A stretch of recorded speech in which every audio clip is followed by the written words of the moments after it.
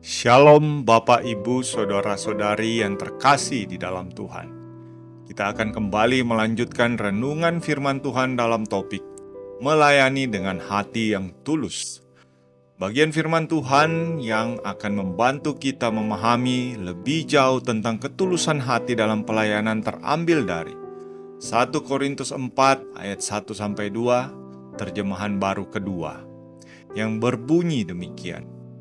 Beginilah hendaknya orang memandang kami sebagai hamba-hamba Kristus yang kepadanya dipercayakan rahasia Allah, yang akhirnya dituntut dari pelayan-pelayan yang demikian, ialah bahwa mereka ternyata dapat dipercayai.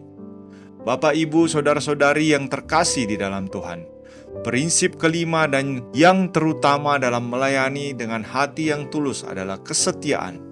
Bagian ini yang menjadi perikop dalam khotbah hari Minggu kemarin, dan pesan utama yang ingin disampaikan oleh Paulus berkaitan dengan peran dan tanggung jawab para pemimpin jemaat, khususnya dalam hal melayani dan mengurus rahasia Allah. Kata rahasia Allah yang ditemukan dalam ayat 1 merujuk pada rencana dan kehendak Allah yang tidak dapat dipahami sepenuhnya oleh manusia. Dan hal tersebut dipercayakan kepada para pemimpin jemaat, termasuk Paulus sendiri. Hal ini berarti mereka telah dipercayakan untuk mengelola dan menyampaikan rencana dan kehendak Allah kepada orang lain. Rahasia Allah dalam 1 Korintus 4 ayat 1 tidak merujuk pada sesuatu yang misterius, tetapi lebih kepada apa yang menjadi rencana dan kehendak Allah yang telah diungkapkan melalui Injil, dan hal tersebut harus disampaikan kepada orang lain. Dalam bagian ini, Paulus memulai dengan kalimat, "Demikianlah hendaknya orang memandang kami," yang merupakan seruan untuk mengubah cara pandang jemaat, dalam hal ini jemaat Korintus, terhadap para pelayan Injil. Mereka tidak boleh lagi dipandang sebagai tokoh yang dihakimi berdasarkan kriteria yang ditetapkan oleh dunia ini. Lebih lanjut, Paulus menuliskan, sebagai hamba-hamba Kristus, menunjukkan bahwa sebagai para pelayan Injil, kita adalah hamba yang terikat pada Kristus dan kebenarannya. Para hamba Kristus tidak memiliki otoritas yang mereka bangun di atas pemahaman mereka sendiri, melainkan mereka harus dan hanya tunduk taat pada perintah dan kehendak Kristus. Oleh sebab itu, para pelayan Injil atau hamba-hamba Kristus diberikan kepercayaan untuk memberitakan Injil yang merupakan rahasia Allah yang sebelumnya tersembunyi, tapi sekarang telah dinyatakan melalui Kristus. Mereka dipercayakan untuk mengelola dan membagikan rahasia keselamatan kepada semua orang yang belum mendengarnya. Kata dipercayai dalam ayat berikutnya berakar dari kata pistos, yang memberikan sebuah pengertian yaitu setia dan dapat diandalkan. Ini menekankan bahwa kualitas utama yang dicari dalam seorang pelayan adalah kesetiaan dalam menjalankan tugas mereka. Kesetiaan dalam hal ini berarti hal yang diharapkan dari pelayanan pemberitaan rahasia Allah tersebut telah dilakukan dengan komitmen yang telah teruji. Hal ini berarti melakukan pelayanan dengan sungguh-sungguh dan tidak setengah-setengah.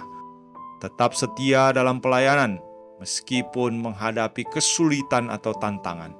Tidak meninggalkan atau mengabaikan pelayanan yang telah dipercayakan, dan melakukan pelayanan dengan integritas dan kejujuran. Dari kesetiaan tersebut telah didapati adanya komitmen yang kuat untuk menyelesaikan tugas yang diberikan, bukan hanya ketika ada keinginan atau kemudahan. Tidak hanya komitmen, tetapi juga tanggung jawab yang ditunjukkan dengan mengerjakan tugas sebaik mungkin sesuai dengan kemampuan, tanpa mengabaikan atau menunda-nunda. Dan semua itu dikerjakan tanpa pamrih atau motif tersembunyi, tetapi sungguh-sungguh dengan hati yang tulus karena ingin memberikan yang terbaik, tanpa mengharapkan pujian atau imbalan. Dan dilakukan dengan sikap yang konsisten dalam jangka waktu yang panjang, meskipun menghadapi tantangan, kesulitan, atau perubahan situasi. Pertanyaan untuk kita renungkan bersama, apakah kita sudah setia dan tulus dalam melayani? Apakah kita sudah menjadi pengurus rahasia Allah yang baik? Mari kita berdoa. Allah Bapa yang Maha Kuasa, kami memohon kepadamu untuk memberikan kami hati yang setia dan tulus dalam melayani Engkau dan juga sesama kami.